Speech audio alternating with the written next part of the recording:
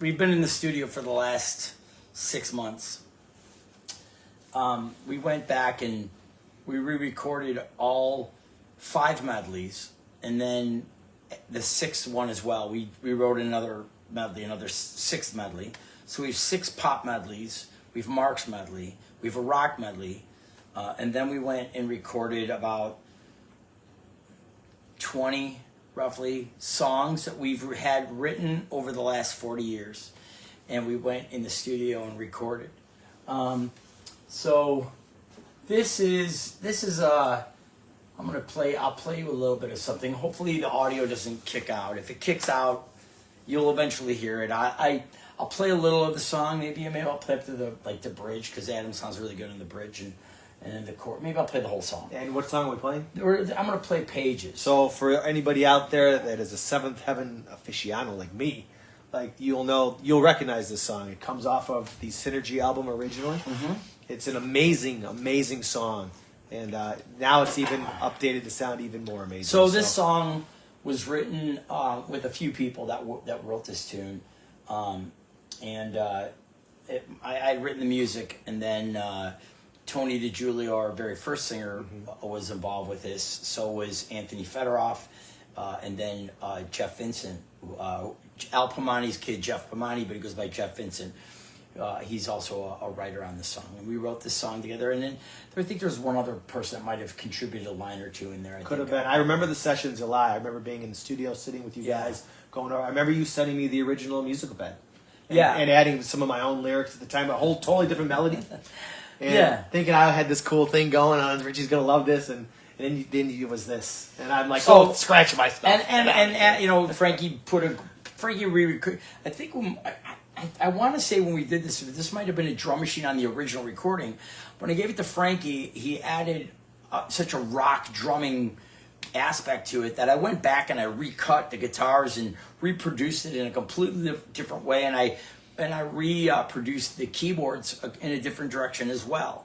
The way it was on Synergy was a little more poppier and lighter, and this I make more rocking. In fact, this whole CD that we're going to be releasing majority of it is just straight rock and roll, Even Adam's vocals. Even Adam's vocals, you feel his passion in this song. He sounds great. Adam sounds amazing on this, and this is a song that as I've been putting it together and building it, I've gotten tears in my eyes. I've gotten goosebumps from it. I'm just like, man, hopefully it doesn't cut out.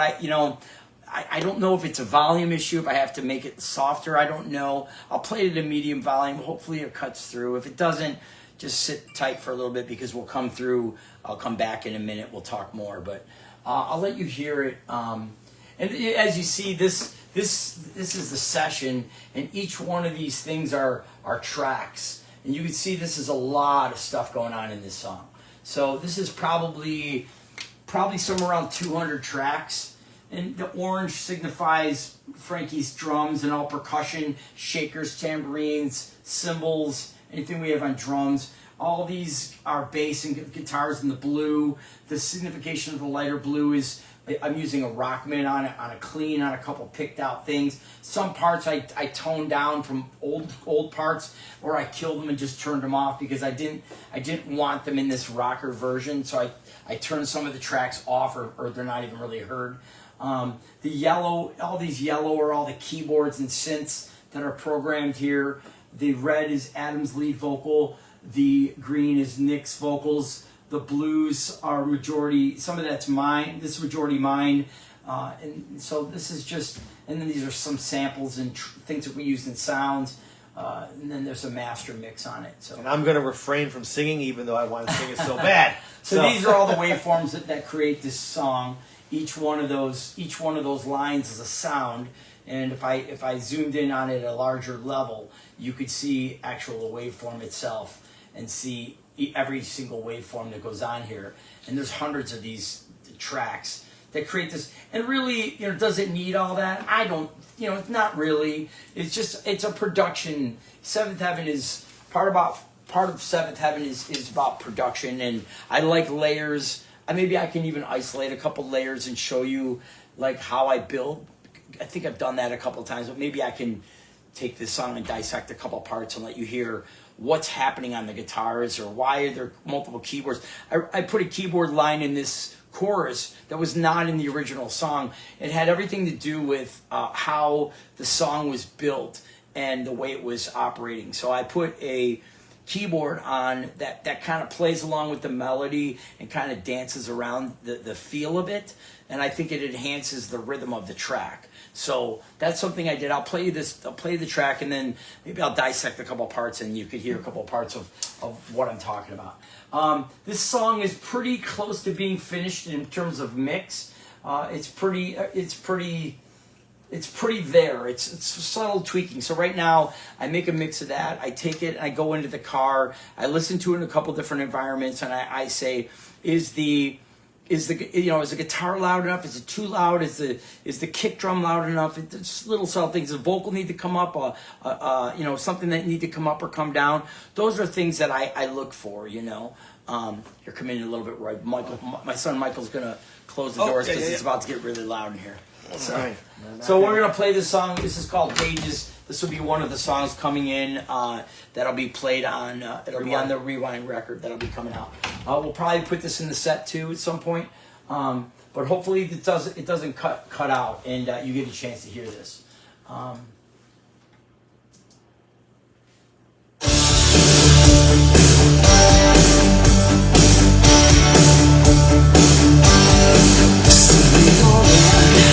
Open up my eyes, still thinking dizzy from the other night. Intoxicated was the way we thought the way you kissed me, the way we laughed.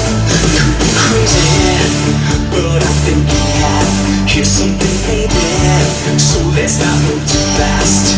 Take it easy, we can make it last. Get past the broken heart, baby, take a chance. Face to face and heart to heart, as natural as can be. In a world of broken hearts.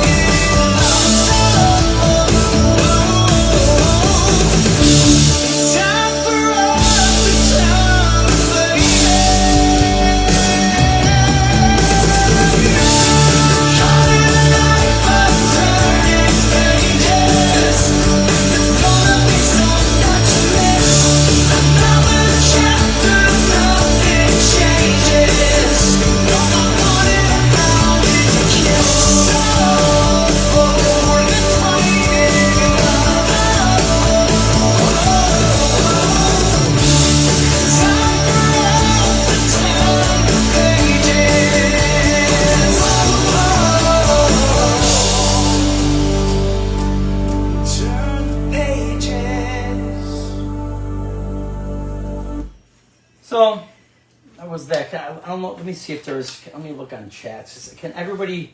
Yeah, people are chiming in. Can people hear that? Can you hear that? Okay. I just looking to see if was that cutting out at all. Because if it wasn't, I'll play you more stuff. Yeah. If it's cutting out, I won't bother you anymore with Right. it. But if it did it play okay? Could you hear it? Did it cut out? The audio cut out or not? Yeah, let us know. Let us know. I'll break down a couple of parts that I added that were not in the original. One of them is a piano that I like. I kind of dance around that melody in the chorus that was not in the original track. Some of these keys, it would be this keyboard. Let me see.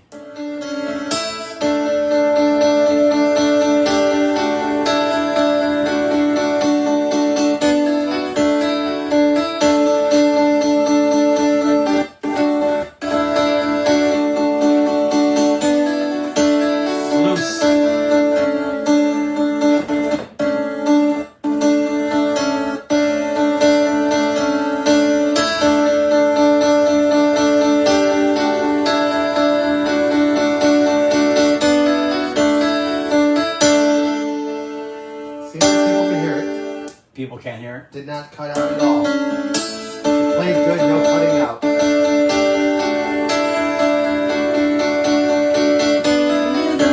That you miss another chapter of the changes. All I wanted to find in a kiss. So that piano was not in there. Also, there was also not in that song originally was these heavy guitars that I retracted with a Soldano.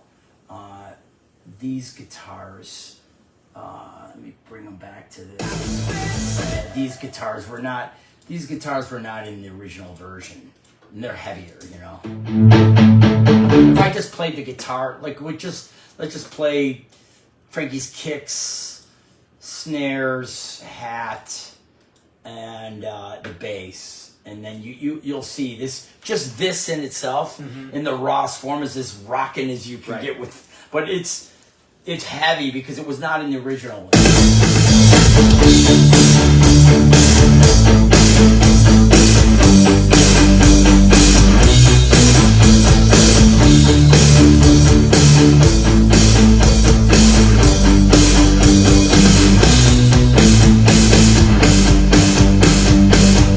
Those guitars were not in the original. Those are all retracted.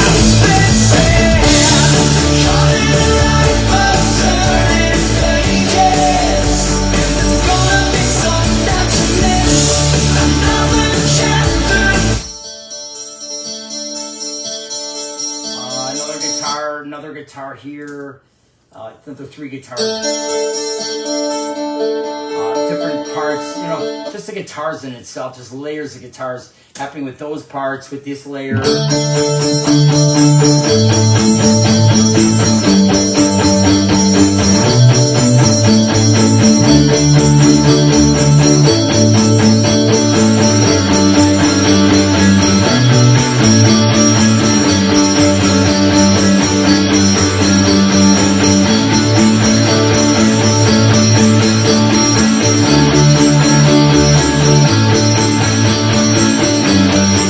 A lot of guitar parts, but I mean, I see Seventh Heaven as an orchestrative. It's like drawing a picture, and you could draw a picture, and you'll understand this. You could draw a picture with pencil and in pencil, black and white, and it looks great. And you could draw it in color. You could do either one, and both are good. It's just what's your preference. For me, with Seventh Heaven, I love creating these layers of stuff. You know, I like the creation of this sound space. For sure. Know? I picture everything you said. I got the pencils, now I'm coloring, now I'm throwing in my shadows and my lights. Right. And I've got this depth now going with the background. And yeah, you start to create a canvas. Yeah. I mean, it's this huge, beautiful picture. And that's what, I mean, you played all those beautiful musical parts, and then, you know, the enunciation in Adam's voice. I mean, the lyrics are so clear and desperate and beautiful. And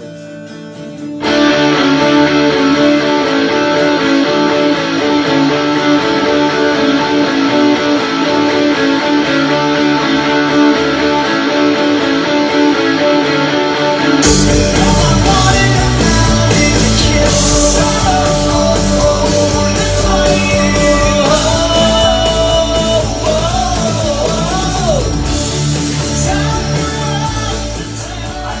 like those layers, you know. I love them. Yeah. And then besides guitars, there's all these keyboard layers, you know. Like if I'll play you this, just like some of the keyboard, you know. Yeah, pretty chord in the background.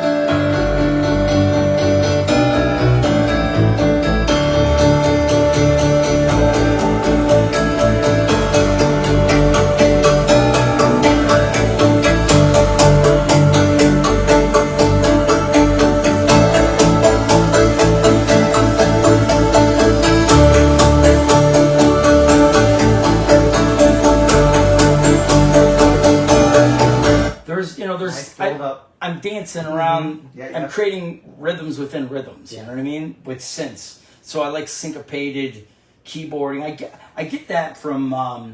Ironically, one of the biggest influences I get that from is Nick Rhodes and Duran Duran. When he uses in Rio, Hunger Like the Wolf, and Save a Prayer, he's got syncopated arpeggiations going on in keyboards. He was a major, and Howard Jones. These guys' keyboards, and I get these different influences from different guys, and it's like, from the guitar, I like Eddie Van Halen, obviously. I like Rat and Dawkins and George Lynch, So I'm in Def Leppard, obviously, layers of Def Leppard. How Def Leppard Hysteria has bolt a load of layers. Yeah. So I like that aspect. Let me grab the power for this. Okay. And so I like that. I like when it's got layers like that. And so I pick those things up from those people, and then I like the R&B aspect of things. So I listen to R&B guys, and so there's an R&B aspect with rhythms that I like, and then I like Queen, Journey, Def Leppard, and Foreigner with layers of harmonies. Yeah, beautiful. So I see Neil's guitar work. And I like. So I mean, Kane's beautiful, great. And I like it. And then with this, like I said, with the keyboards. So like, there's different inspirations of different people that it got me. Blake, I chat with him online sometimes from Dan Reed Network. I love Dan Reed Network, and his keyboarding was great. Like, some of his keyboard parts were just inspiring to me. Yeah, for those of you who don't know, some Dan Reed Network, on occasion, Richie will play one of the newer songs if you're at a show early, and it's over the PA. You can hear it. I play it before the band. Yeah, I'm trying to think what it is right now, because I'm thinking of so many songs. So when you look at, you listen to like some of the synths, like if I break even these synths, some of these, I played them all, but like,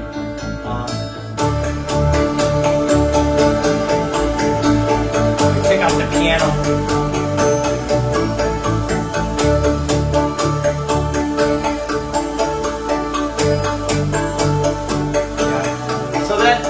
Well, you can hear how much it lends. This is a very hopeful song. There's a lot of hope in this song, I feel. And these pianos, it just builds it.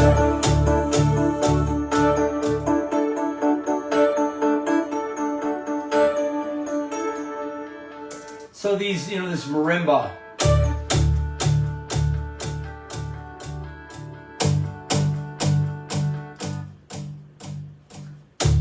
It's just one hit, but it's the delay. Yeah. And it's in time, And to me, it creates a little bit of a tension and atmosphere,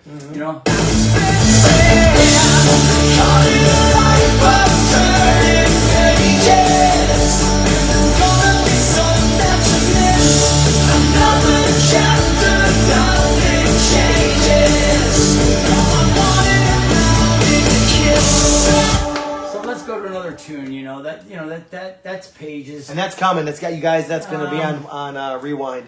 Let me see. Let's maybe we pull up. Maybe we Live Life Young. That's you've been waiting for. I've been waiting that for the Rock and Roll Kids, and I can't wait. Oh my God, it's coming. Undone sounds really good. Let's see. Let's go to. I don't know. The problem is I don't know where this left off in mix. Right. So right now, like some of these mixes, when I mix things, first thing I do is I obviously track the parts. Once the parts, like you've got, like it's like making a cake. You have all your ingredients there. Do we have all the ingredients? Mm-hmm. Yes, we have all the ingredients. Okay, now what are we going to do with the ingredients? We're going to blend them. We got to blend the ingredients. So we do a little bit more of this, a little less of this. and that's where I'm at. And then as I go, do I have all the ingredients? So sometimes my first section of them. Well, obviously, this is after already knowing how the songs are written and it's written. So in this case, these songs have already been written, so we already know the writing process is already done. It's now just the recording process. Do we have all the elements that we need in the mix that I want in the mix, like as a producer? What kind of fun too? You've got a few new ingredients on these. I do, and I got Adam on vocals. I got this lineup of the band, which are great guys. Yes. I mean, I love it, you know. So it's like a dream come true because I get like, you know, the guys of my band currently that I'm jamming with and loving, and with some songs I love, and I get to meld the two. It's like a perfect world. And then technology's improved since, I mean, when we did some of these songs on an 8-track cassette, you know, and to be able to go into the studio and record here, it makes a world of a difference in terms of the sonic ability of what recording can do today. And that has evolved, you know. You know, when we recorded on tape was rust particles that would go on, and you would burn them onto the rust, and as you would play it would degrade the sound over time. Okay. So when you record in the studio back in the day, you generally had to be pretty good at what you were tracking, because the more you kept playing it over and over and over again, you would start deteriorating the fidelity of the audio. So that's why studio guys, that's why a lot of records you know, I think a majority of the Motley Crue records was like Jack Blades playing bass on the records. It wasn't even Nicky Sixx. Right. And there's a lot of bands where there was a thing. I was a session guitar player. I was a session guitar player because I would go in the studio and I would get it in 1 or 2 takes. And I was right on the money, boom, done, and I'd leave. So my burn rate on tape was minimalistic. I was in and out. If you have a guy who's not prepared and he's over and over and over and over again. So I'm not getting a little bit too technical. That would evolve then to going into digital. With digital, it's IOs and ones and zeros, and how you're recording digitally. And think of it like in the same aspect of graphic design and video editing. You're looking at pixel ratios and how many pixels. You know, you had a 720 TV, then you had a 1080, then you had a 4K, now you have an 8K. Yeah. And that same clarity differential happens in audio world when you go between fidelity, between going through bit rate, sample rate, and what you're recording those slices in. Okay. The more slices you can do, then the more clarity you can control in the mix. Like, for example, if I pulled up on any given track, let's say I wanted to pull up on Adam's vocal, or any vocal. If I want to pull up a EQ, let's look up a PQ. So I'll show you like with a PQ3. So in this is an EQ sphere between low 20 hertz, 20K high. That's generally the fidelity that the human ear can hear. Okay. Now, above that, dogs can hear that, and below that, people can feel it, but they can't hear it. Got it. So that's why when people go, you guys always sound, any band, the band always sounds great live. And the reason for that is because the low end is coming through speakers that you just generally don't own. You don't, unless you have a really souped up car, you don't have a home stereo system anywhere else you listen to. Headphones, home stereo, even the cars. They don't have low end that pushes air. When you have low end in the low end sphere of mixing, and the PA system at the place is pushing the air, you actually are feeling the music. Wow. So you're feeling the kick, you're feeling the bass, you're feeling the low end. Mm-hmm. When you feel the music, it has much more of an impact to you than hearing it only, because you're hearing it and feeling it. Yeah. And you only will do that in cars if you're blasting your car, and your car's got a good low end. That would be me. That would be me too. So, like, did you want the big radio? Yes, sir. I would like the big radio. Yeah. Throw it in there. Yeah. Yes, sir. I want the big radio. Yeah. You know. Yeah. So in this world, so what happens in EQing world? See, you can see that these have like peaks and valleys, and then you have what's called a cue point, where you can say, I kind of want that sound in that general area, or you go, no, I want that exact part of the world, you know? So that's I want that exact frequency up or down. And you can control sound by creating these little spheres and balancing audio and creating every instrument into that dimension, into an EQing dimension. The second dimension is then taking that same sound, using it in an element of depth. What are we doing with it? Well, are we putting reverb on it? Are we putting delay on it? How far are we pushing it back into the room? In other words, like, am I speaking to you this close? Am I speaking to you this close? Am I back here, or am I in the back of the room, or am I in the back of the street? You know, in the back of a hall. And a lot of control. That's the second dimension. Yeah. Most people understand those two different dimensions. There's a third dimension that most people don't know. Yeah, you've talked about this. I'll show you what that means. So in the third dimension, you have. I got a pen here. Okay. So if you look at like this sphere from low to high, you have this first dimension, which is going to be EQ ability. Where's it going to land on the EQ? Okay. Then you have space. Where's it going to land? Is it going to be close in proximity, or is it going to be far away from you? And then the next dimension is a stereo sphere. So you could have a kick drum here, a snare here, hi-hat here, maybe a tom, overhead, maybe a guitar here, a guitar here, a guitar here. And what that means is there's no reverb on the guitar. It's on bass line. You know, there's no depth to the guitar. Okay. So you have left, right, you know, sub. Okay, you got another guitar here, and then you can show that what you're kind of doing to the camera here, so you can kind of see. Yeah, so you can see how he's placing all these different sounds. So you know, in terms of that, and then you can also place vocals here, and you're not just doing panning. It's not just panning.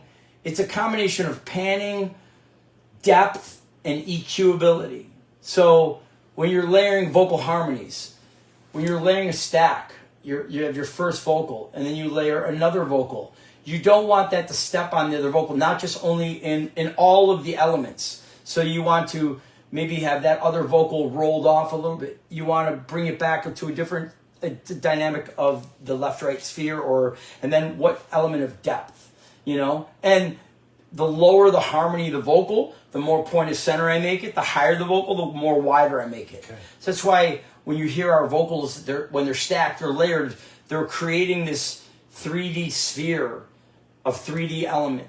And I picked that up from Michael Jackson. Mm-hmm. It was actually the Michael Jackson Dangerous record. Okay. I remember being, I think 20 or 21 years old, whenever that record had just come out. And ironically, I'd gone.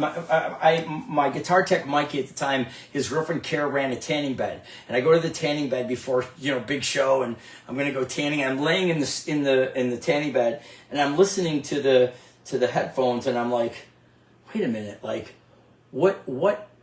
There's things happening. I'm hearing the third dimension. Yeah, and I'm like, wait a minute, there's a third dimension in fact. If I pulled up the old original version of Medicated, I go through all three dimensions in just that little intro. I'll show you that. Now, is this something you practice with most songs? No. All songs are you go through the 3D sphere of mixing. For me. For you. Right. For me as a producer. Right. But I also, it's rare. Most people I know that do music don't know the third dimension. Right. They know the first EQ and the second verb and depth. Mm-hmm. They don't understand the field, the stereo spectrum. Yeah. It's where I become really nerdy. Mm-hmm. You know. Yeah. So let me see if I can find a mix of Medicated. It's when the very intro of Medicated happens. I go through all three of them. Let me see if I can find this might be one version. Yeah, this might be. Let me see if this is the mix of it. No, that's not that. Maybe this one. 3.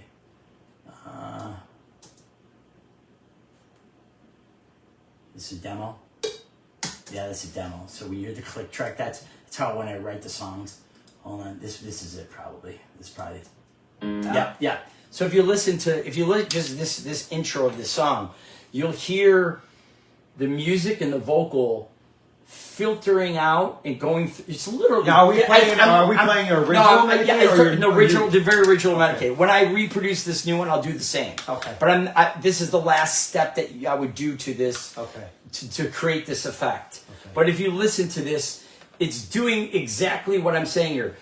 All the elements are going through this sphere, all three elements between proximity, EQability, and field. Okay.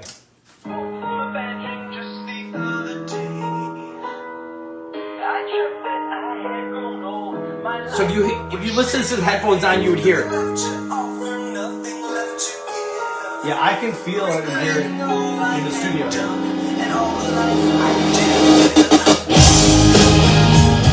So, in fact, we just retract that. Nick just retract that. This is going to be amazing, Trey. And so, for everybody out there, I don't know, obviously in Facebook, you might not be able to hear what I just was able to hear. In stereo, if you hear that in stereo, yeah, it will encompass you. Right. And so hopefully when the recording, when you put this out, I mean, you can get it on the original as you said, but everyone out there will hear that. Yeah, so that's the difference of this. Let me take off this EQ. Let's see where we are on We Live Life Young. I don't know where this mix left off at, but these are all the tracks again, going back between Frankie, guitars, samples, loops, layers of guitars, layers of keyboards, vocals, different vocals of stuff, Richie, how many tracks are on the Rewind album? Songs, I don't know yet because I'm not sure, because I'm going to put some of the stuff, obviously, that's newer, like with Adam also on there, like that was written with Adam, because he's part of the history of the band. Sure. It's like, it's not just the past, it's correct. He's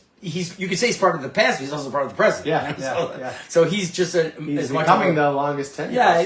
In a way. That's kind of true. Well, you're talking 14 to 25 now, is 11 seasons, 11 years. Yeah. So I don't know where this left off, Roy. I don't know where I don't think this is ready for mix, but I can play it for you. Yeah, because people waiting.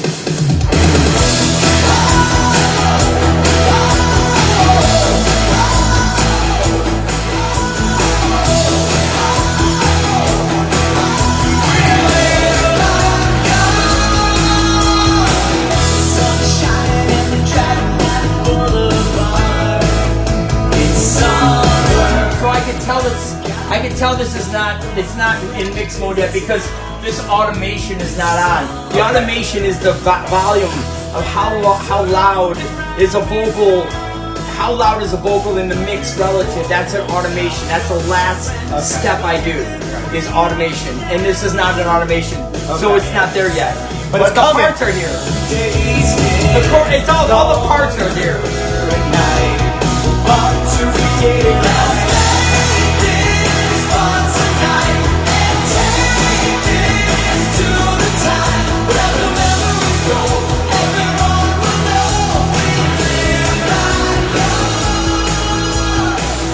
So I can tell already, so the things that I see, right, so there's nothing automated. So I'm gonna pull that back because it's starting to clip a little because I need that bass to pump a little bit more. So I pull that back a little bit, bring this up, and I'm gonna turn that. I'm gonna pump that bass a little so it drives the song a little bit better.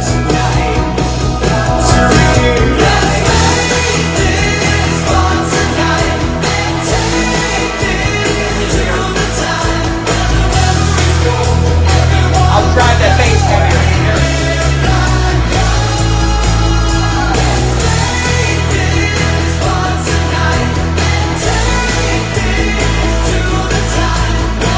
And the other thing in terms of balance is that bass has to be relevant to the Frankie's drums. So these are the tweaks that you make when you're finally doing mixing. For me, as I'm making these final mix changes. Because I want Frankie to be driving the song, and then I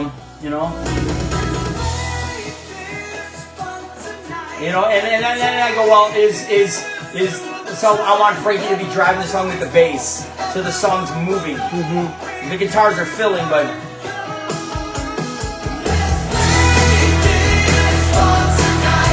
here's this kick,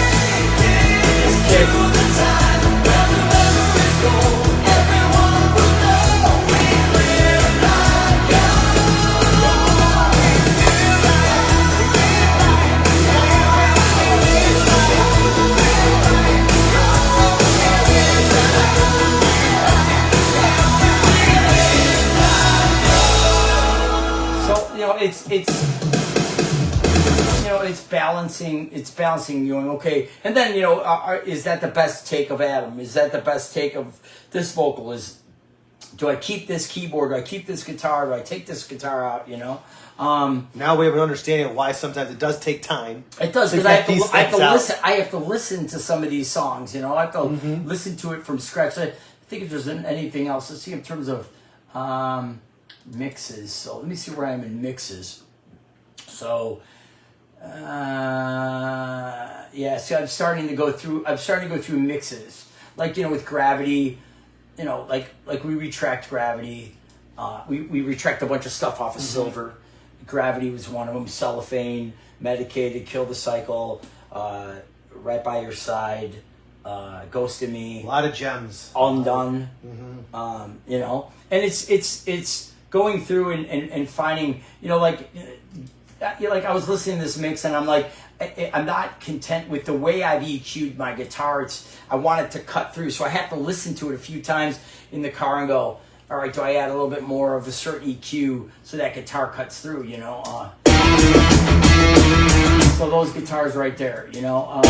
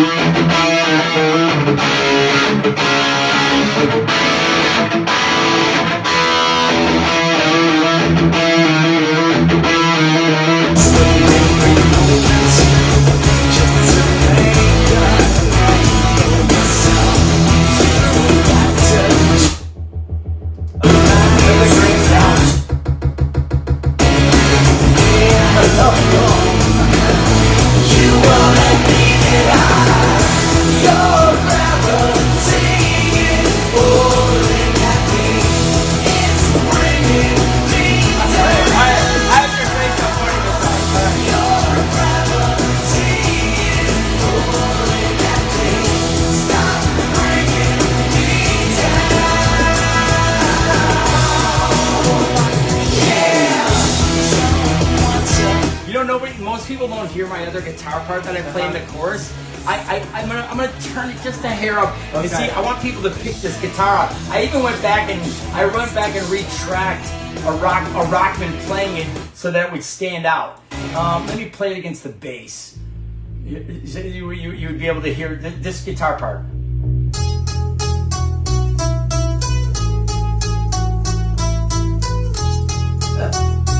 Yeah, it's just so under there.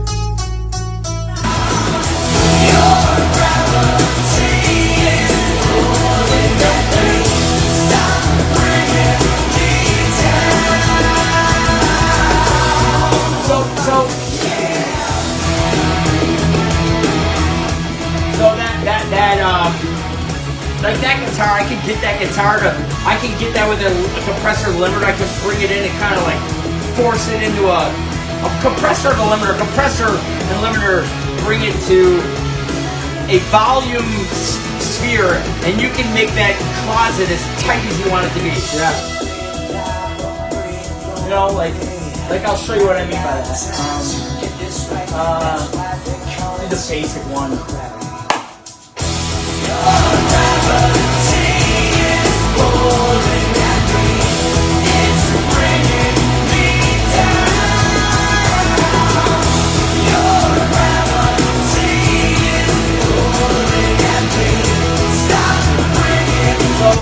So if you listen, if I just loop that guitar, and if I just go into that and loop that guitar part, and this, so that's a signal, right? So I can gain that and pull the threshold back to that, and actually force it. I can force it to be as tight as I want it to be, and it makes it like. See how I'm. This red is showing how much I'm hitting of it. So now what? Not just in terms of volume, but in clarity, I'm squashing it. Yeah. But you should now be able to hear that in that chorus. But then I gotta go. Well, is it too loud? Then back it down. But now the consistency is there. Your gravity is here with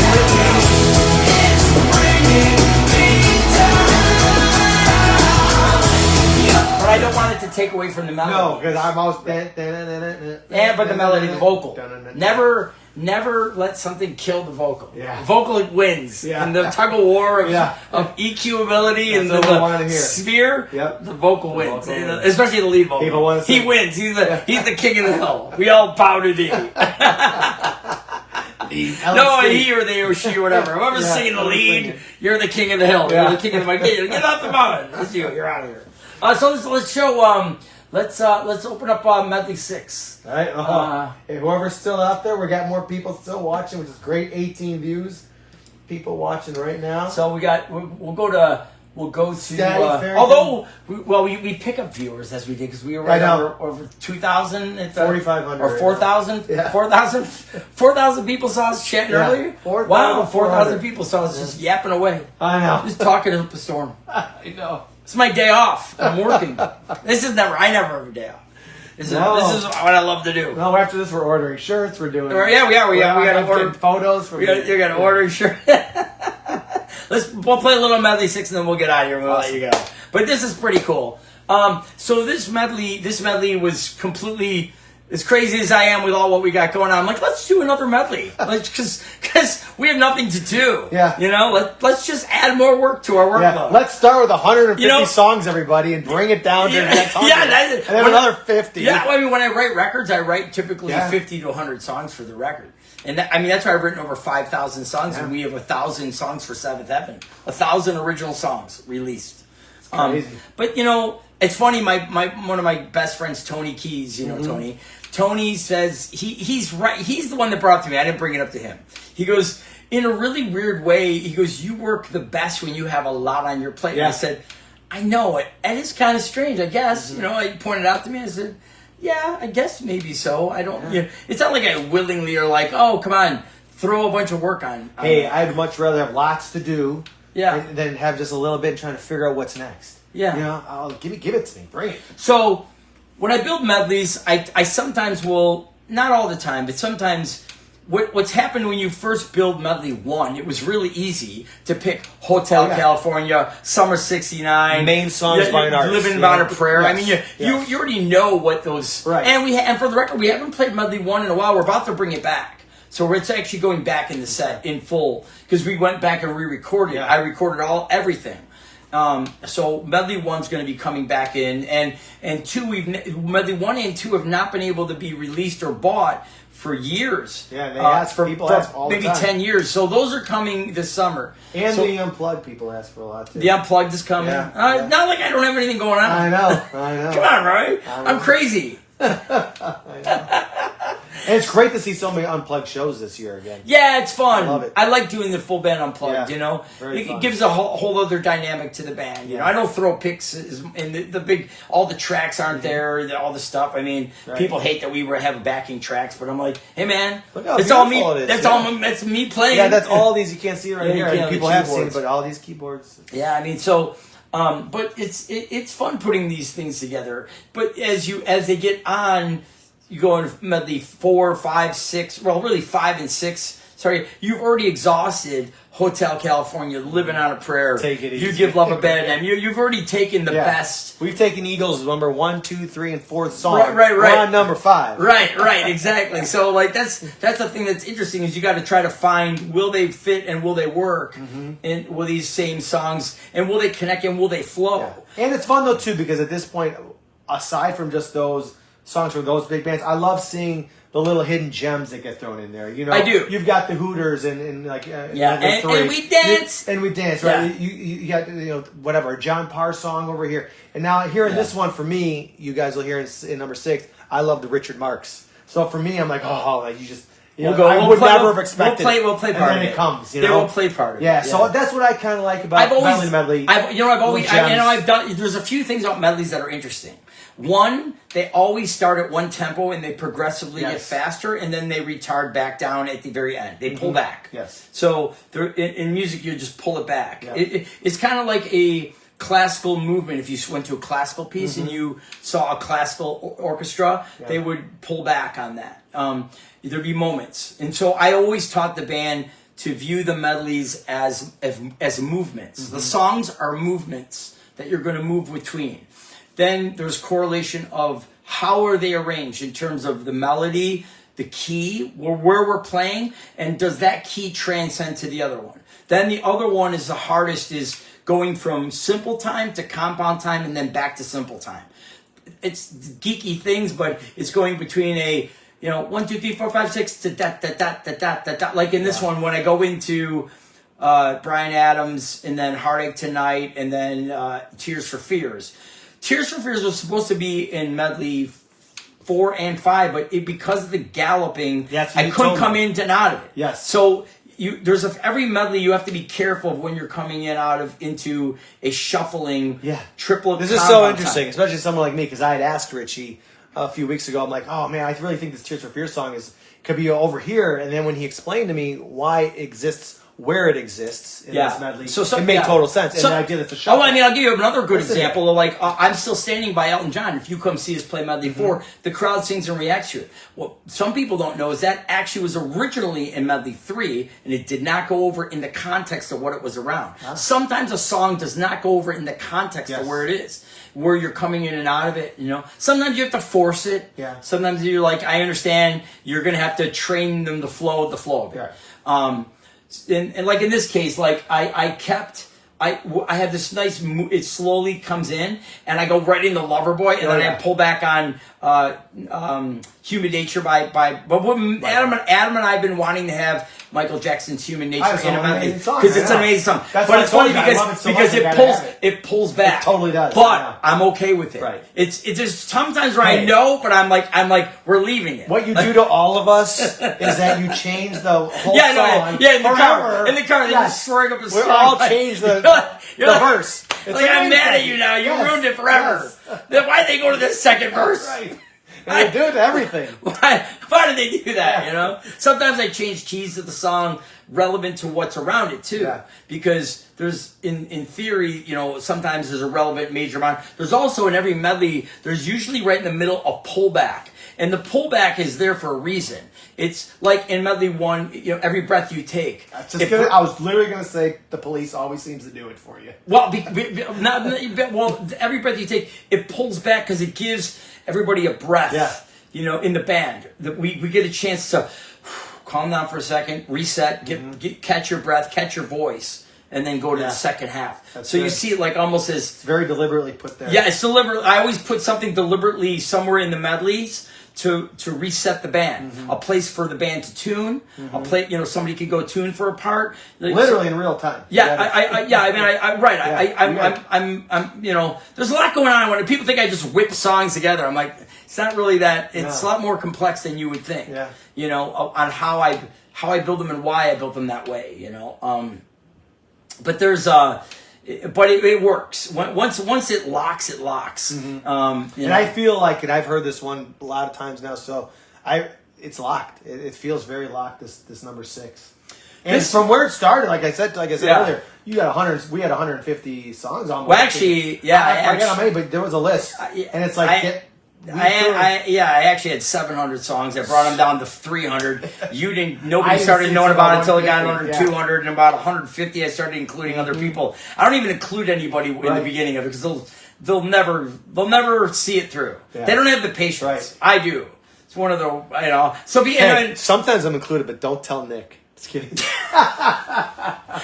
I mean, sometimes and what it was, I don't have a milestone I'm trying to reach to impress anybody with some numeric number. Right. It's what ends up happening is as I drive around the world or I hear a song on radio, I will take a picture of a radio or something. If I go, that's a really good song. In fact, the song that I put in here, Tina Turner's "Simply the Best." I was actually grocery shopping and it came across and I went, that's a cool tune. Yeah. Oh, I like that song. And I actually, that's how that song got in this medley. Yeah. Was me grocery shopping and hearing it over the radio. Yeah. And I was like, that's a really cool tune, And just like because it totally is a seventh heaven where it pulls the tonic while it plays the major key over the movement to the 1 to the 6 to the 1 to the 4 to the 5. Now look how cool it worked for him technically, and now the rest of us are just like, oh, Tina Turner. I mean, here, I'll show you. Like if I went to, it comes, Simply the best. Better than all the rest. Better than anyone.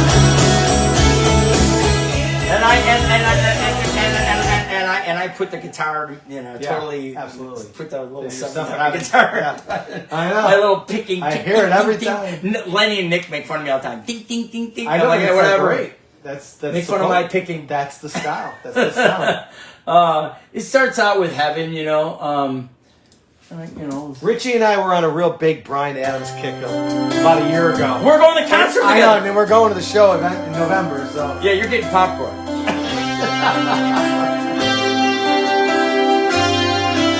So this song, I have to automate all these vocals. So there's, these vocals are not automated yet. So, About our younger years. none of the vocals are automated. We've been down that road before, but that's over now. You keep me coming back for more. When you're lying here in my arms, finding it hard to believe.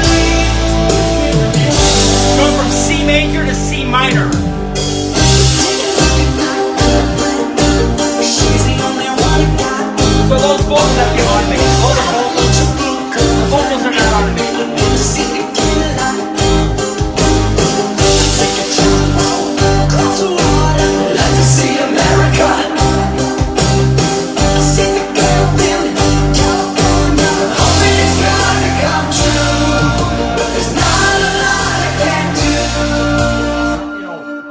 Like Human Nature. This is. I've never seen a band play this song. Other than Michael Jackson. I think we did a good job with it. Looking down across the water, she likes the way I stand. They say why? We tell them that it's human nature. Why do they do it that way? If they say why? Tell them that it's human nature. Why do they do it that way? Gotta turn that keyboard down.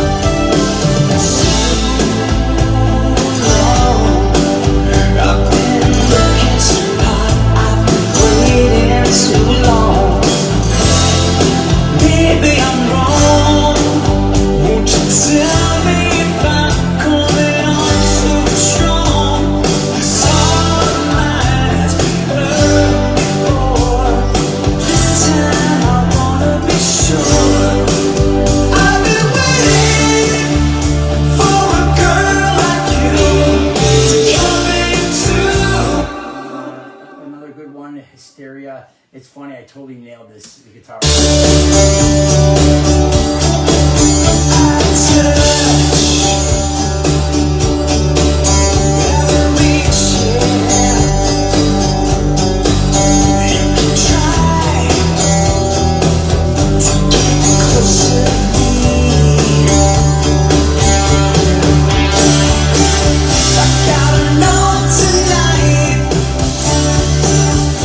So I have all the vocal balances of the harmonies are not there yet. Yeah. So I don't know how it's gonna sound. All the oh, can you feel it? yeah, Vowels. this is that song by Rock Brigade.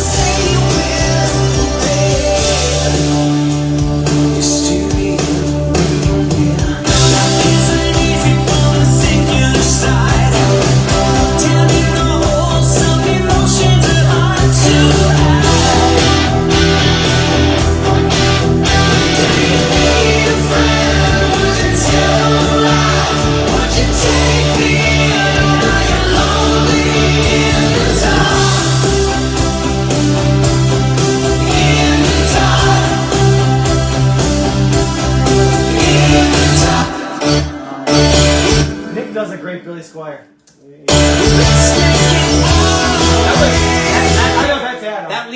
is actually Adam. It's Adam, I know. But Nick's with him. We're Yeah. not the harmonies. And he did before. You guys put Yeah, on the we- set originally. we but did. We had a Billy Squire. Yeah, but not that He song. did. It was I know. I'm trying to think what My it was. Kind of Lover, I think, or one of those. Yeah. One of those we Yeah. played. He really did a great No, job. he did. Yeah. Right at him. Sweet. Da da da da da da da da da. Compound Time. That's why I merge them all together because it's coming out of Killer Queen. And it comes out of Killer Queen, you know. Shuffle.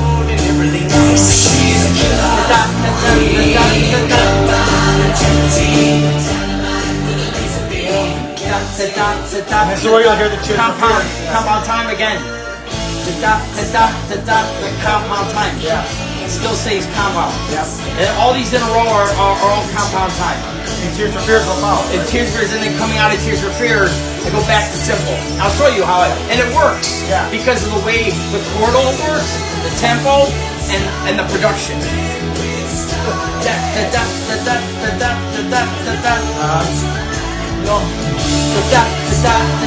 This song was supposed to be in Medley 5. This one.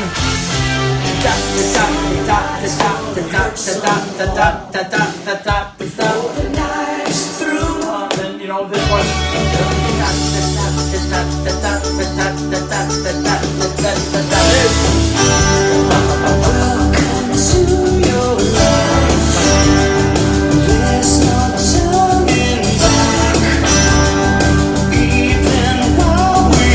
This is an Adam sweet spot.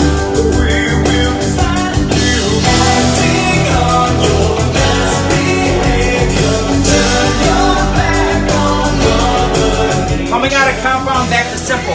Right here. 1, 2, 3. Back up. It works. Yeah. Now we're back to simple time. Yeah. Well, nobody would know that, but we just left a shuffling feel for 4 songs because I can make them work. Chordal, keyways, everything in the way that I you know what I mean? Yeah, yeah. Before I get on the floor, don't bring it out. Say it's all over for you and me. Jesus, I know. There's a time for love and a time for letting it be. There's a hope Mickey Thomas never retired. Because he's coming. Change and play the main call. Hard to get back to today. Make it believe that you just don't feel the same. Oh, Jane. How will I know?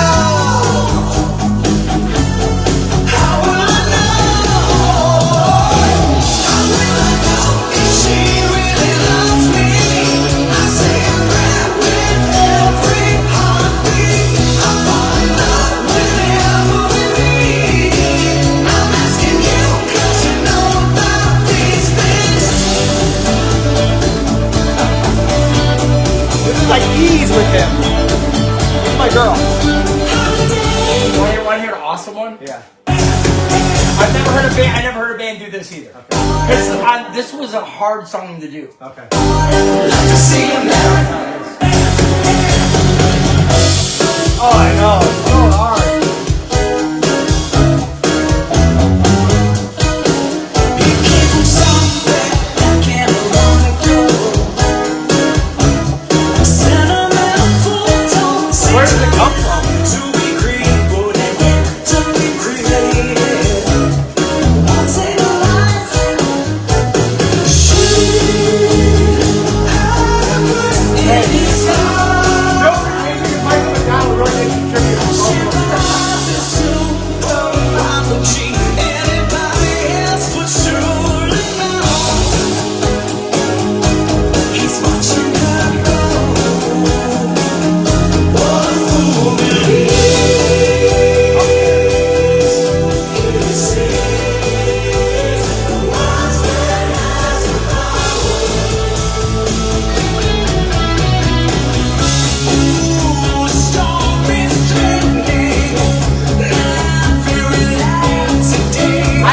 take this song out. Frankie asked me to put it back in. I said, all right, Frank, I'll put it back in. Yes. I was like, yeah. I had another Stone song. Good God.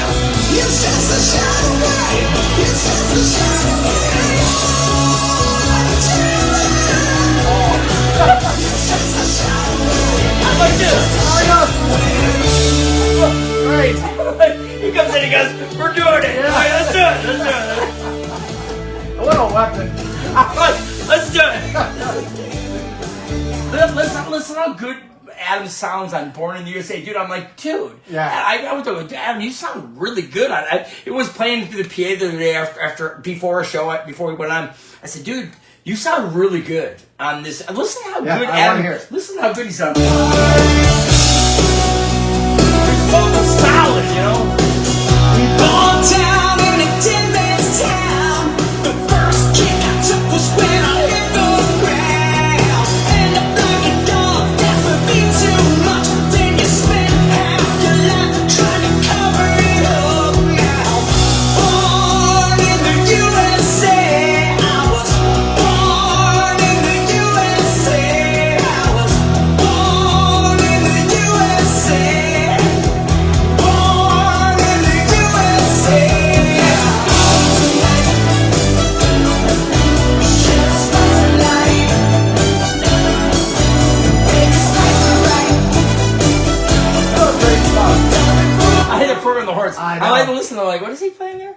And there's some chords going on in this song I was not aware of. Like I've heard that song at like, you know, weddings and everything. There's a chord. Let me see if I can find where it is. It's on one of the keyboards. Let me turn off the automation. Let me turn off automation.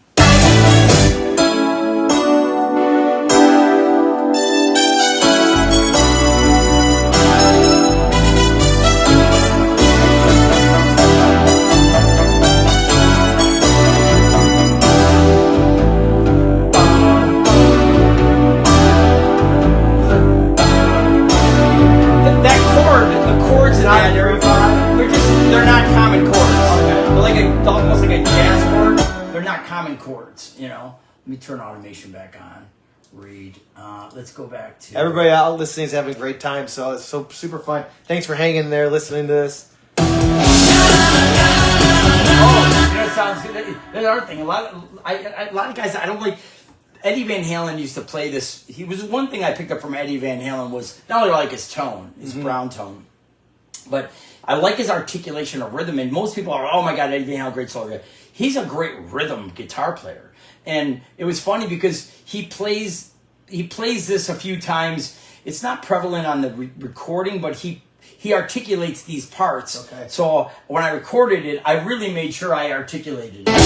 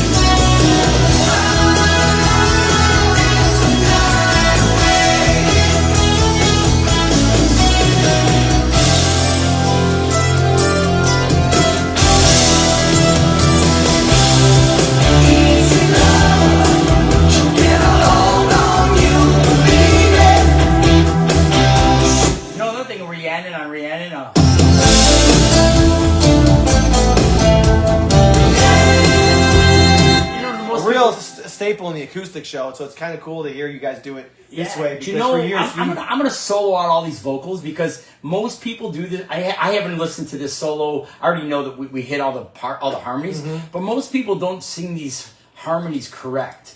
This song hits over an F major, and when it hits over F major, most people just hear the F, the A, and the C, and just play the F chord. But really, this chord is playing an A, C, E, G over F, which would make that an F major 7 plus 9. And that's the right harmony. It does that for the first 3, and the last one goes back to the straight 1, 3, 5. So is that Mick Fleetwood's fault? No, it's when I hear bands do that, it's because it's a hard. The major 7 and the 9 are hard notes to sing because you hear F and you have to sing the E, and you have to hear the G. So you have to be not flat, but flat of it in terms of the note under it, and you have to be above it on the G. So sharper than I don't know how this is gonna sound.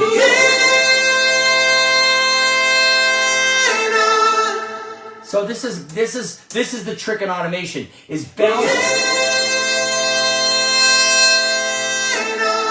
balancing these vocals. You know, this is where automation matters to get those harmonies in. Let me find out.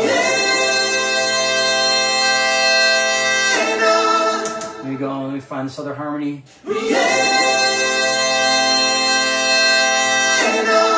This harmony here. This creates it. Those are lows.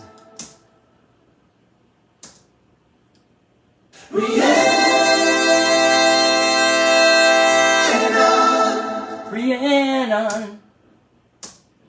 And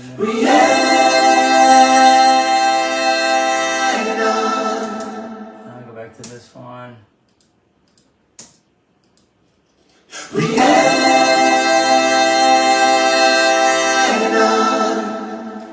That big's a major 7.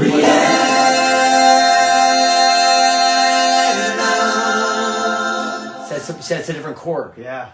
Most people don't sing that right, like when they do those vocals. Now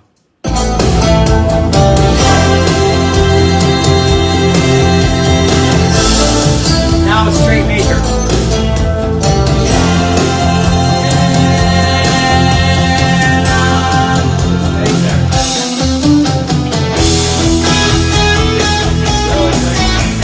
Hard for me to, I'm not. How many guitars did you use to make this? Jesus. How many different ones? Guitar takes? Yeah, tracks? no, not tracks. How many different actual guitars to get these different tones? So and different I use the Parker on some, the Strat on some, the Les Paul on some, and I use one of the Showmasters on a couple. Okay. So now on your stage, I didn't use any acoustics on this. This medley doesn't have any acoustics. Okay. Not on this medley.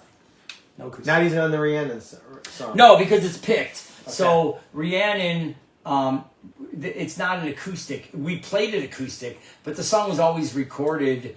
That song was always recorded with straight rhythm guitar. Okay. You know. Now all those guitars you just mentioned.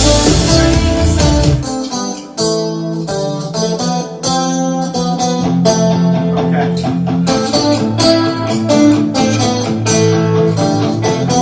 I guess I'm so used to thinking that's the truth. Yeah.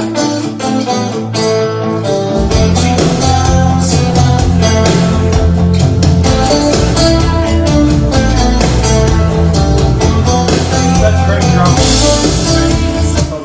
So that song was never recorded. So if we played it, I have an acoustic version of us doing. Right, you've used, I think, and Tammy's on it singing. Yeah. So there's, you mentioned 4 or 5 different guitars that you used in this medley, but on stage you're playing your blue. Yeah, I could do all of it with one guitar, but why I'm using? Can you get those tones you want? No, I have to put it either in a track, which I do. I'll like that guitar, that clean dun dun dun. What will be in the track? If I go back to Rhiannon, and I guess this is something that's interesting. People would like to know. So why one of the reasons why I'll run backing tracks and they're not playing. I'm playing I'm playing. Sit next to my amp. Tell me I'm not playing. Sit next to Nick Cox and tell me he's not singing. You know, right. You don't know what you're talking about.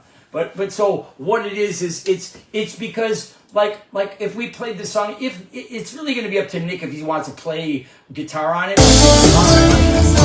Like this would be something Nick will play. Okay. Nick will play that because Nick's going to carry a heavier vocal load and on some things and less guitar on some, and vice versa. I'll carry more of a guitar load, and although he plays that piano part perfectly fine, it depends if he wants to go clean. Then maybe he won't play that rhythm. We don't even put that rhythm in, or we put that in a track. But usually what will happen is I'll put this guitar, which is a clean going through a Rockman.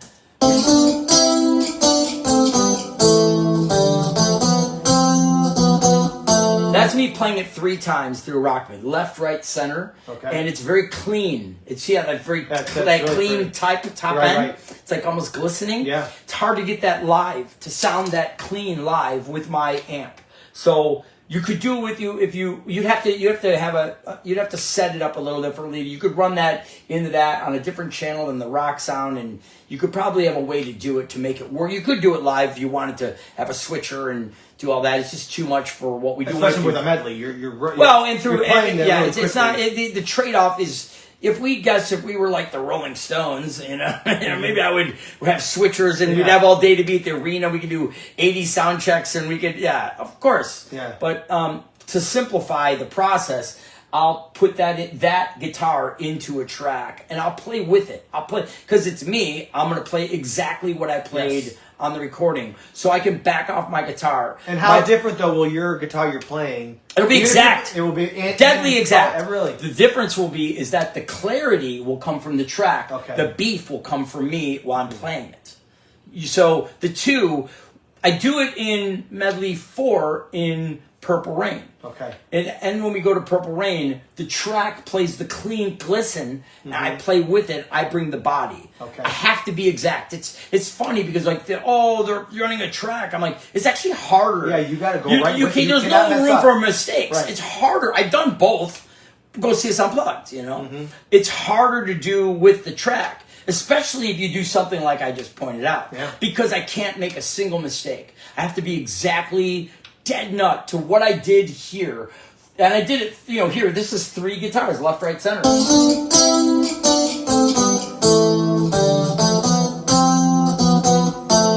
So that's 3 guitars. So I had to play, what I play live has to be the 4th time I play it perfectly.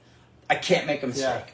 If I make a mistake, it's not the end of the world. Right. But it won't sound that way. And I have to be careful when I'm doing something like that because I generally won't throw a guitar pick. I won't mess around. Right. I won't showboat. Yeah. Because I have to be exact. Yeah.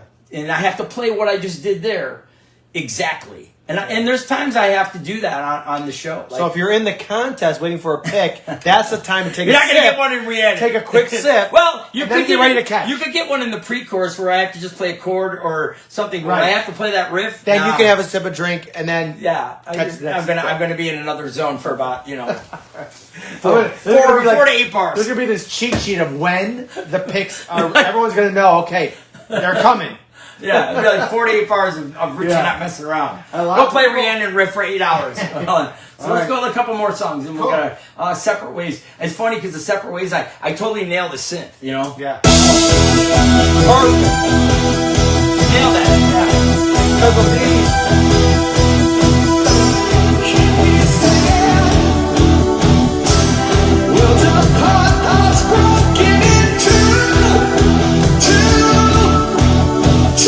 Another weird chord.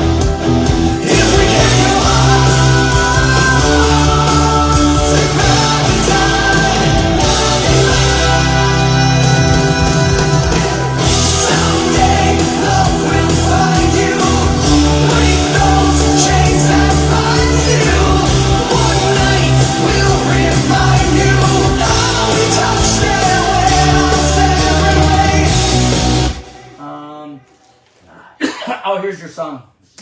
Oh, it comes out of Grease Lightning. Which I did at the talent show.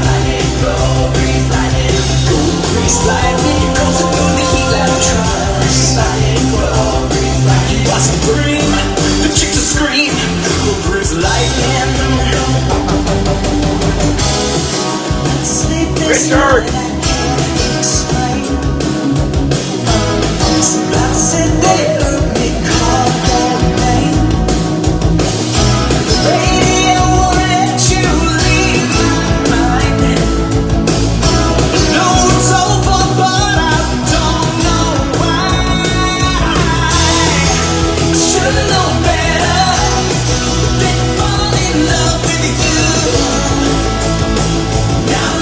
Just to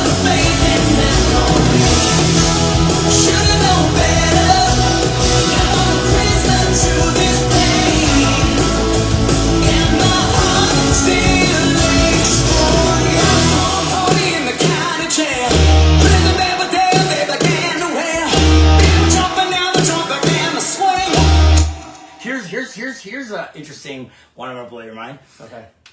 Do you know that Billy Joel is one of Adam's favorite artists?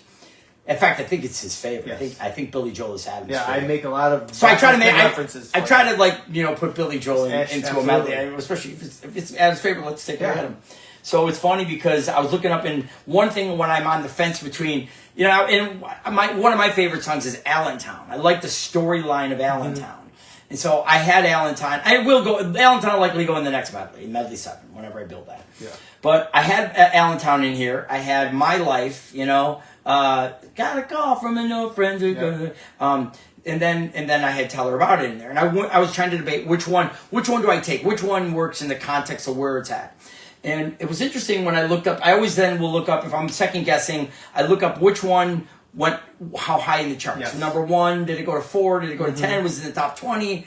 I'm not afraid of putting in a song that did chart, but it's a good gauge. But it's a gauge. It's a gauge for me to decide where's my vibe on it. Yeah. What's the history of it? Yeah. I come to learn that it's the only Billy Joel number 1 song.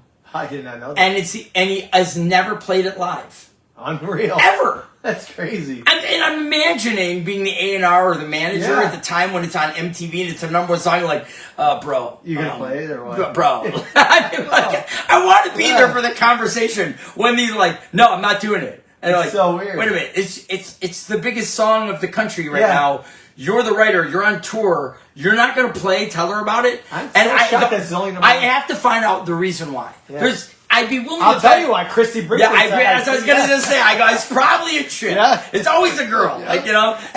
He wrote the song for some girl. Fell in love with her. She broke up with him. He's like, no, dude, that song's dead to me. And the record company's like, come on, dude. Come on.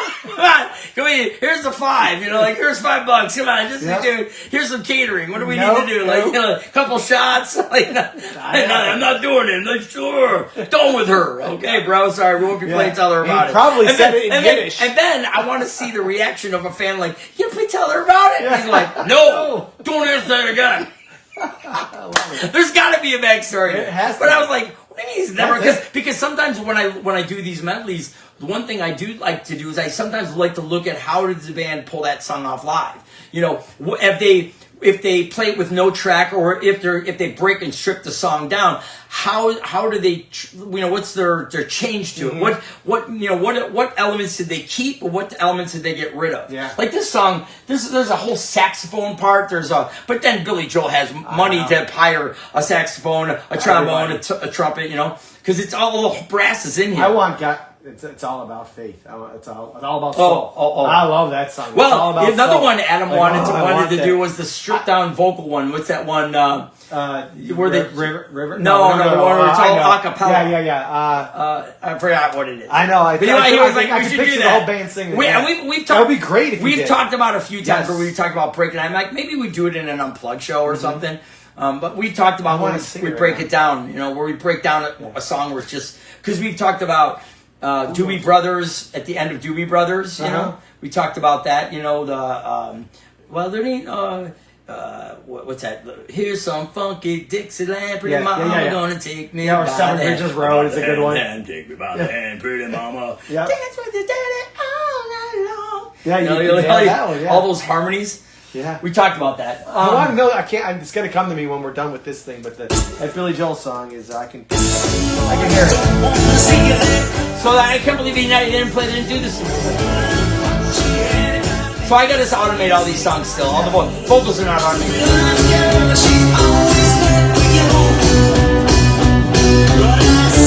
I had to put a baritone sax in.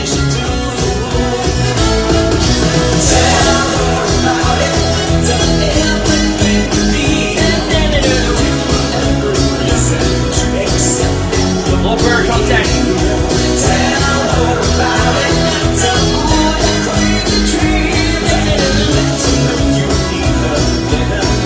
The bass on this. 1, 2, 3 o'clock, 4 o'clock, right. 6, 7 o'clock. Where 7th Heaven got its band name. And we do it and we do that verse. Yeah. This is the bass line of this song.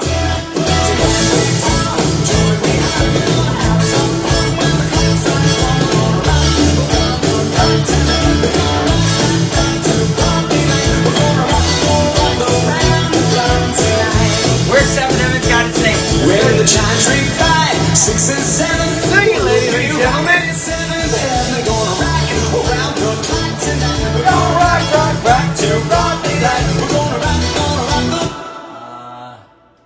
Dan. You get this riff. Mr. Nelson.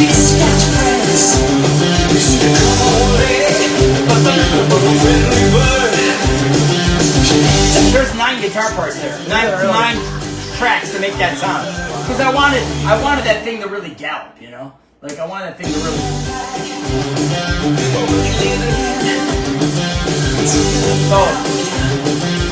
So it's these 3 that give the clarity. That gives the clarity. Okay. And then these 3 that give a little bit of body. And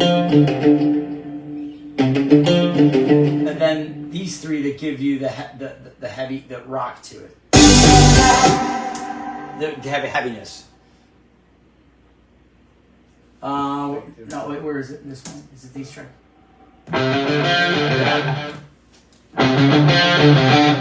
So the 3, the 9 of them together. This 3.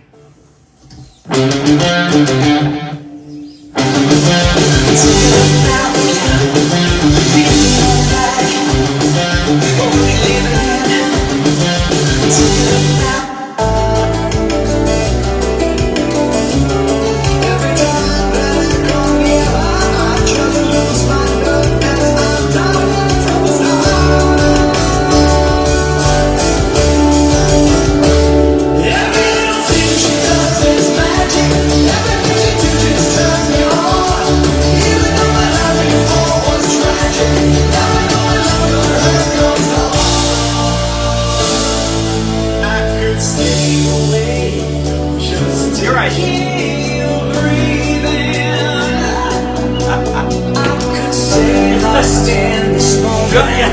Dollar, bro, dollar. Dollar, bro, dollar. Cause every moment spent with you is the moment I treasure. I don't wanna close my eyes. I don't wanna fall asleep 'cause I miss you, baby. And I don't wanna miss a thing. 'Cause even when I dream of you, the sweet dream will never do. I still miss you, baby. And I don't wanna miss a thing.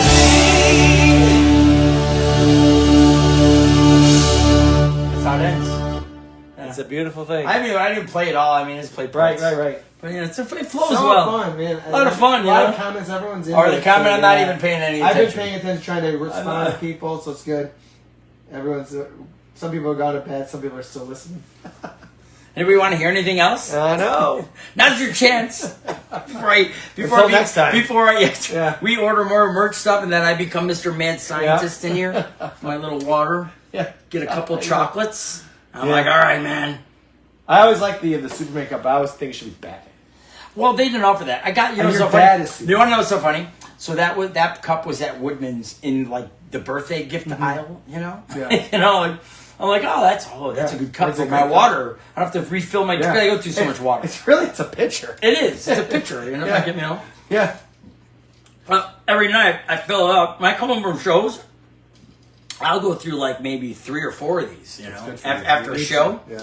But it's funny because then I bought one and I liked it so much. So then I saw they restocked it. I bought that one. Then I saw they restocked it. I bought it. And then probably someone's like, "Who keeps buying the Superman cups?" So I have like 7 of them. And you did. And That's really, no different than your shoes. it's your everything, shirt, right? yeah. Like, it's in my life. You know, if you look at me, Sure. you're like, you know, it's like I got repeating of everything. One time when I was looking for the house I live in now, but before we were looking at homes, we went to see one, and we went into the closet, and whoever lived there at the time, this guy, nothing but black T-shirts. Literally, there was nothing in the closet but black T-shirts. And I'm like, this is a Richie closet. You see my closet? I know. This is Like literally the same of everything. If I Yeah. find something I like, Yeah. I buy every one of them. And in fact, the shoes I wear on stage, they stopped making them. And I have I think I have 4 worn ones that I wear, and then I have one that I've worn on the cruise, and I'm trying to keep that as my gonna get a safeguard new and get in case of emergency break Yeah. glass. Yeah. That's what, so because I like those shoes, you know, they fit well, Yeah. they wear well. And so I wrote to Dr. Martens, as I write to Doc Martin, I said, hey, you stopped making these 2 models of shoes that I buy. I had like $130.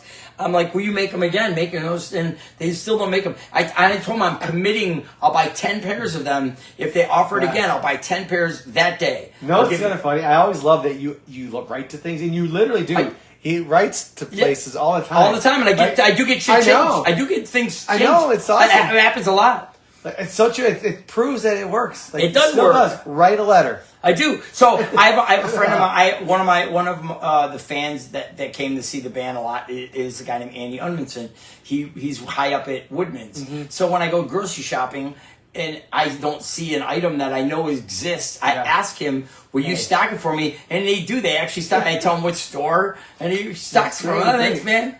Family owned. I do. I'm really weird about. I'm a weird person. At times. My life is like a funny movie. Yeah. They should just put a camera around me and there'd just be a funny movie. People would just be laughing. We've done that sometimes. Wait till a documentary. Yeah, wait for the documentary. All right, so everybody, I think we're signing off. Are we? I can't believe my phone battery's still going. I know. I'm down to 13. My phone battery's probably on the verge of death. Yeah. I mean, it's still on because I'm watching over here. But we do have 18 people watching. Well, I wonder what our view count will be on us mess around in the studio. I know. You know, you have to check this. Play Medicated. I got so many songs I can play, but we're not. I'm not at the. Right now, I'm trying to get this medley fixed and mixed completely. I have to go. So what's left to do on it is from Adam at the Red to here. All of these vocals, every single one of them has to be automated through the whole 30 minutes. So I have to go through each one of them. So take 30 minutes times 30 probably. Right no, there's more than 30 here. There's probably about 50, yeah, I see 50, 40, 50. Yeah, oh yeah, from the Red. Yeah, so about 40 to 50 times 30 minutes. 200 hours, whatever. Yeah. So that's what's left on that. And then I have to then drive around and go, do I need to make a change? Just something not loud enough, something tweaked. Do I need to make that a little better? Is there a better take? Do I have everything I need, you know?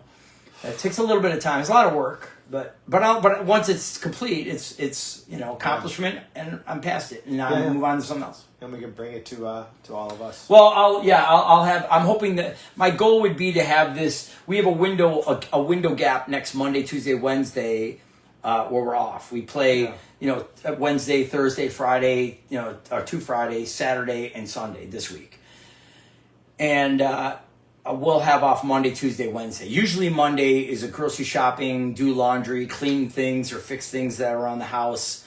Those are usually catch up on sleep. Yeah, I know. I've been to Woodman's a few times in the night, Bliss and I, and the guy over there looks at me and goes, "Oh, you're not with your husband today?" No, I'm with my wife. Your husband. I'm not with you. Am I your husband? Yeah. In the host We're style? shopping together. We're looking for ho-hos and ding-dongs. Exactly. I'm like, I gotta tell him, no, I'm with my wife right now. Like the cupcakes. Yeah. The Hostess cupcakes with the squiggly line. Ho-hos with her, ding-dongs with you. A ding-dong? A cupcake. Come on, man. Call me Cupcake. Cupcake. Call me Cupcake. Swirl. So, it's fun. It's so interesting. You're living in this world, and you're isolated from people, and you're here, and we have an audience. But I come in here, and it's just I sit and work by myself. Sometimes 10, 20 hours in a day, and then to see what you do here get released, and then play it, and then hopefully it connects, and then you see that connection. It's like a full circle, and there's something magic about it. Well, with the medleys especially, you got a great batting average, one after the next, and so I'll show you one more. I'll show you one last cool chorus. You can tell I did a yawn finally. You're tired. I'm ready to rock. I know. I'm going to be going until 6 or 7 in the morning. I'm not. Well, I'll show you one more kick-ass. Years ago, I had my schedule more like yours because I was over here a lot, But now, years later, I'm like I'm more bedtime about 1:32. Yeah. But then when I'm here, it's like no, you're going home at 4, maybe 5. You know what? So I'm like, I'm going to show you this last chorus, but I'm going to show you something in this song that I bet you never knew was in there vocally. Okay. That most people, I bet you, who know this song will not know that this part was actually in the song. I'll play you the chorus first so you know what the song is, and we'll see how many people even remember this. Okay. Song.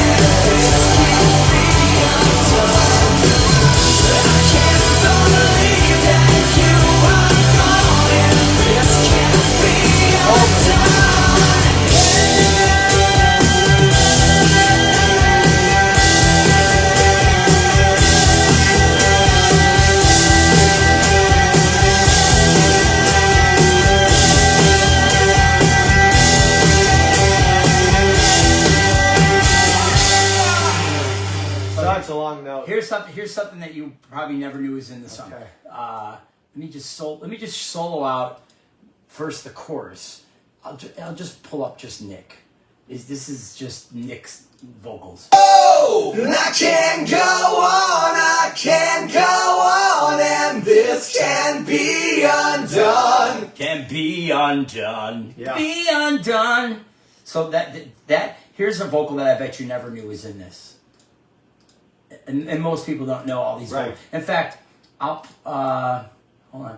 play just these vocals, and I bet you never knew that these vocals were all in there. I'll just play all of these counterparts. And if you listen very closely to even old mixes, they were always there. But I'm trying to debate on how loud I want to make them in the mix. Right. Because they're all over the place. You'll see. This is how many... Yeah, there's a lot. There's a lot. And there's a lot, because there's a lot of vocals and harmonies and things that are happening that you would never know are there. Let me put on like a kick, snare, and a bass, so you have a reference of timing. So I'll put a kick, Frankie's snares, and I'll put the bass on. All right. I can't go on, I can't go on. I can't go on, I can't go on. I can't go on, I can't go on. Can't go on, I can't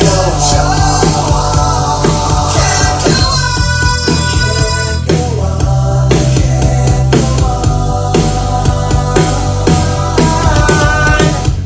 So great. I'm not pointing it out to you. It's underneath that other chorus. Yeah. It's underneath. I can maybe turn up a hair. You could hear it. You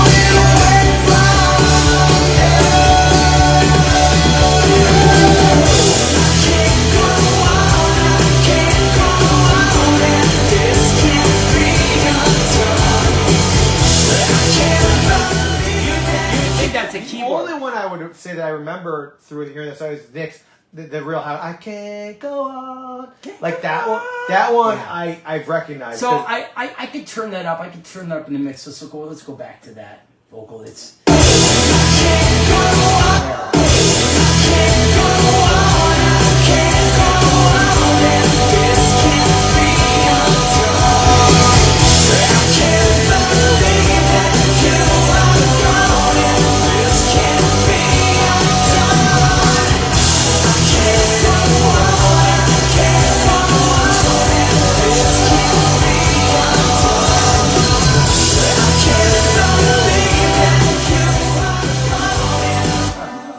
crazy? That's crazy. There's a lot of shit going on. There's things that go on in mixes and songs that, like, that's why when I'm on, I'm in my own little world when I'm playing. I say, I'm like, oh, there's that keyboard. Oh, there's that part. Yeah. Oh, there's that little twig. Or there's.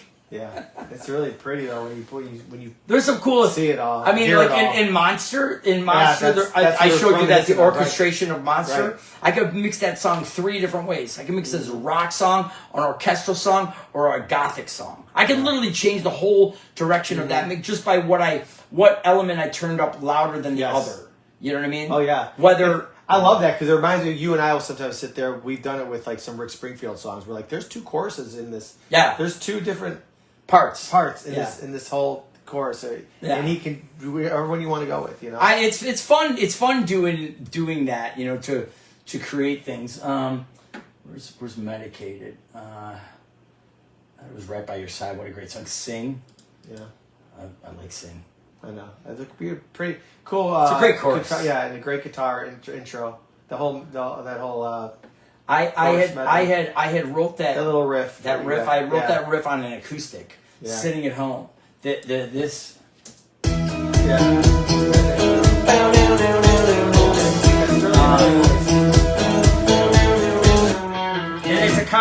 It's a combination of 3 guitars. Okay. It's this guitar. That's how I wrote the song. I doubled it. 2 acoustics. And then I put out like a dirty middle.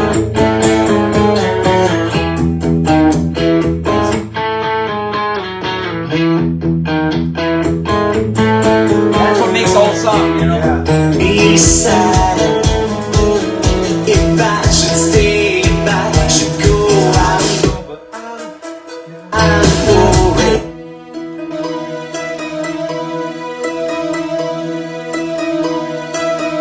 I was surprised when I saw this song. That song is our biggest hit, and that song there's a karaoke version around the world that people play. Yeah. I've heard the karaoke version. I was surprised on how well they picked all my parts out. Yeah, I was like, wow, they picked that out.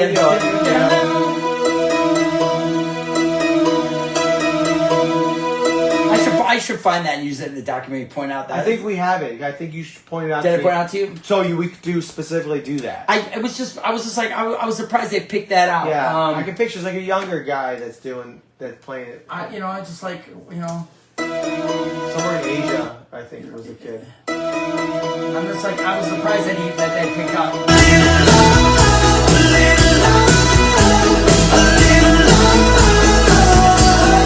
Sing for you and me, sing for everything, sing till you believe, sing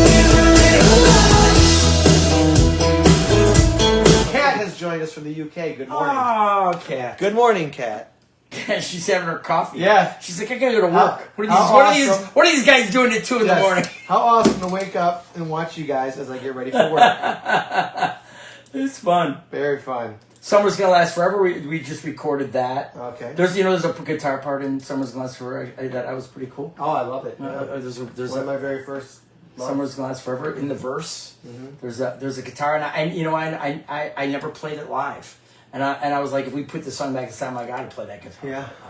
Yeah. I don't. This is nowhere even close to being mixed, so I don't even know what we're hearing. You know. Yeah, it's nothing. Yeah. But there's a guitar part. Yeah, there's nothing going on. In this.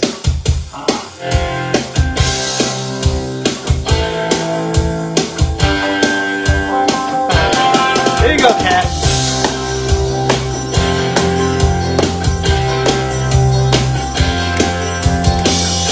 Tell Eli we said hello. Yeah, tell Eli I said hi. I miss him. This is Eddie.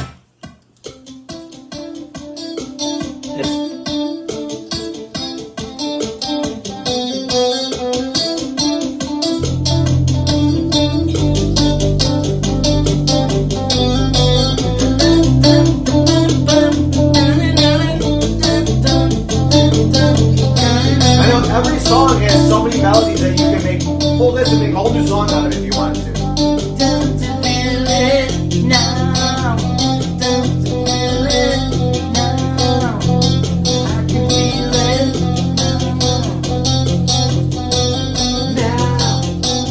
right now. Yeah, this song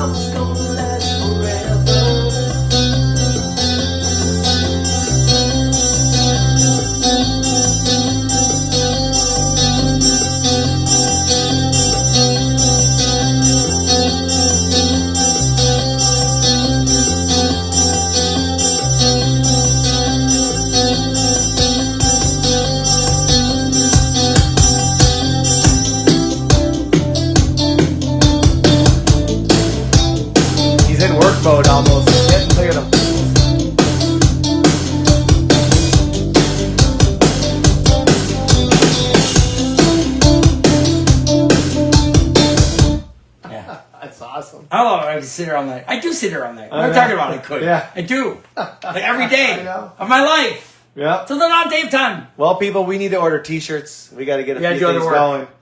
And I'll come back to this world. Yes, come back to this world, and then we'll join another Yeah, Facebook Live this soon. summer's gonna last I'll forever. Whoa! This summer is gonna last forever. It is. It is. It's only July 1st, 2nd today. We're going. Yeah, we're going. We got 1,000 shows this week. Let's go. Let's get on the stage. Yeah, you guys are get on the busy. stage and shake your body. Right now. High energy. Yep. Let's go. Yep. It's time. It's time. Good to see you. Thanks Yep. for hanging. Sorry Yeah. if I bored you. You Oh, know, yeah, right. the beauty of it is they can just click off. Like, I don't want to listen to this guy Right. anymore. We'll watch tomorrow. We'll watch But remember, tomorrow. you only got 30 days now. I should just, I should just have like a camera that just rolls the studio 24/7. Yeah. like Yeah. they're like you know there's a bird feeding the prey or Yeah. their little babies Yeah, watch them watching come the to the babies. nest. Yeah. In the nest, they'd be like, let's just log in and watch Richie. I know. Just sit there like a mad scientist in the studio. And you'd be surprised how many people just tune in and leave it on. I I don't know. Just some loop. Hey man, back off on the M&Ms and the ice water, bro. Hey, don't criticize me. I'm writing songs here. I know. Don't get mad at me. Yeah. I like M&Ms and ice water. Yeah, get a new picture, Get man. a new picture, bro.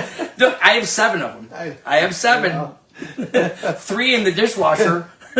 1 there and 3 other I didn't ones. say 8, 7, 7, heaven, 7. Do you know that my first name, my middle name, and my last name, and Michael All and 7? Matthews all have 7 letters? I remember that. Yeah, it got crazy. pointed out to me, and I didn't intend that. I didn't know that myself. I didn't know that about myself. Yeah. 7 letters in my first, middle, and last name, and Michael and Matthews. My last name's got 7. Really? P-O-R-J-A-N. So you're like I'm a little. you're a little 7th. I'm in there, You're a little yes. 7th heaven. Yes. I'm the 7th I would, chord. what a weird thing that I didn't even know. I didn't Yeah. know. Trust me, I was not thinking about that ever in my life. know. And when I was naming my children, I was like, let's see. Let me think about my band. I was like, Yeah. well, let's make sure That's this weird baby, sometimes how let's that make sure works. this baby's healthy and happy. Yeah. Like, you know, Yeah, it's- and then the little not worried one- about 7th heaven right now. Yeah. But yeah, so Happened. thanks for hanging. Yeah. You're welcome to hang anytime. If somebody else, if you want me to go live more in here, I'll do it. You know, because you want to watch me work. Yeah. It's cool to some and boring to others. So, you know, you're welcome to watch me work. But I do it almost every single day, especially after shows. I go show, grab some food, come back here Yeah. and work till pretty much almost every night from like 10 p.m. till 6 or 7 a.m. This is where I'm at this time of year until these records and all this is released and it's either in the set or released as a product and it's done. That's where I'll be. Awesome. And if not that, you get the show. We already set our schedule. Check it out, 7thheavenband.com. Everyone watching right now already knows, which is great. We'll see you guys. Yeah, hopefully I'll see you this week. Yeah. Wednesday, tomorrow, or now today. Is it today? It's today now. Today. Yeah, so Arlington. Today, you're going to Arlington Heights Frontier Days. Yep. 8 o'clock, be there. Yep. Or you're grounded. Or you're grounded. Or you're grounded. Get in your room, no TV. Yep. Get the new shirts. No TV. Get the hats. Tomorrow, we're at Mundelein Fest. Friday, we are 2 shows, Milwaukee Summer Fest and Morton Grove Fest. Saturday, we're Hoffman Estates Fest with fireworks. Yep. And I'm at Big Sammy's before the show in Elgin. And then Sunday, Bartlett Fest. So, Come see us. we're going to have fun. And see an old, if you're at Bartlett Fest one of those days and see Richie's old guitar teacher, Johnny Monaco, Or Johnny Monaco, yeah. Johnny. He's gonna be I there. got to call him. He says he's in town. give him a call. He's probably at Portillo's right now in the drive-thru. Right, that's exactly Stuck in the drive-thru. that's exactly where Yeah. Monaco is right now. He's at Portillo's He's like, right where now. are my effing cheese fries? I ordered these cheese fries like an hour ago, and I'm still in line. Yeah, it's like, This I've been kid living in here. Vegas. I'm 100% certain that of one of the inversions of the chord. So I was like, can you teach it to me? And how I learned who John Monaco was we were Mike Mouche goes, I heard this guy's really good guitar player lives down the street. And Mike and I are on bikes. We're in like 8th grade freshman year, you know.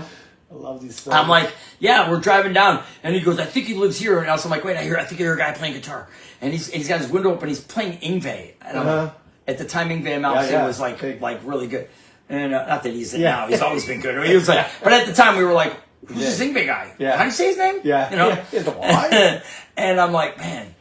oh my God, who's playing the guitar? Yeah. So then we went into his bedroom. He invited us in the house. We go in his bedroom and he's sitting there, watch, man, and we're just watching him play, and I'm in shock on how good of a guitar player he was.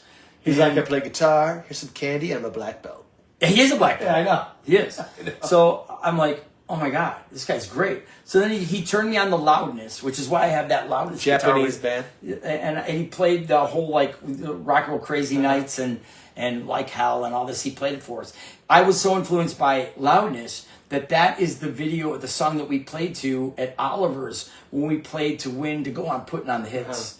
The very beginning of Seventh That's Heaven. really cool. That's and good. so then I went to him for a couple lessons because I'll never forget, I went to Source One Music. That's where I got my first guitar. And I went there and I brought the music teacher, I think is Brian, I forgot his last name, but he's a famous cat too. I go up to him, I asked him, what does the dotted notes mean in Rock You Like a Hurricane? What's the dot signify?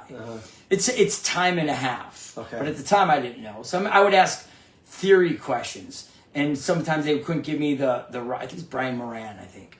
And they wouldn't give me, he wasn't giving me the right answer. So then I went to Monaco. And then after about maybe 3 lessons with Monaco, where he taught me a couple of riffs and a little bit of theory, then I went on to music theory. But those were the few times I went to lessons. Yeah. So John and Brian were like in my very first that's like, really cool. instructional guys, you know. Yeah. And then I get to Elk Grove High School, and my counselor's like, "Do you want to take guitar?" I'm like, "There's a course called guitar at school." She was like, "Yeah, sign me up." Yeah. So I didn't realize I was the only student. Teacher would have to drive from Rolling Meadows High School to Elk Grove to teach only me. I'm surprised you're only one student. I was only one time for guitar at the time. Oh, okay. So I sit there and we're at my first. He's like, "Mary had a little lamb." I'm like, "That's hard." I'm following it, laughing, going, dude, seriously? I'm gonna get past this grade like a straight A, no problem on this one, you know. And so then I go. One day he's late, so I go. I'm bored waiting for him in the room by myself. So I walk into the commons area. I sat with my guitar because this is what I'm supposed to be doing. Yeah. I'm with my guitar in there. I play like, can you play like Van Halen? I'm like, yeah, no problem. Can you play I'm flying on guitar. Yeah. And I look over and I see the teacher like, what? Yeah. We're learning Mary Had a Little Lamb and you're playing Eddie Van Halen. I'm like, oh, sorry. He goes in and shuts the door and he goes, you really know how to play guitar. I said, yeah, kind of. And he goes,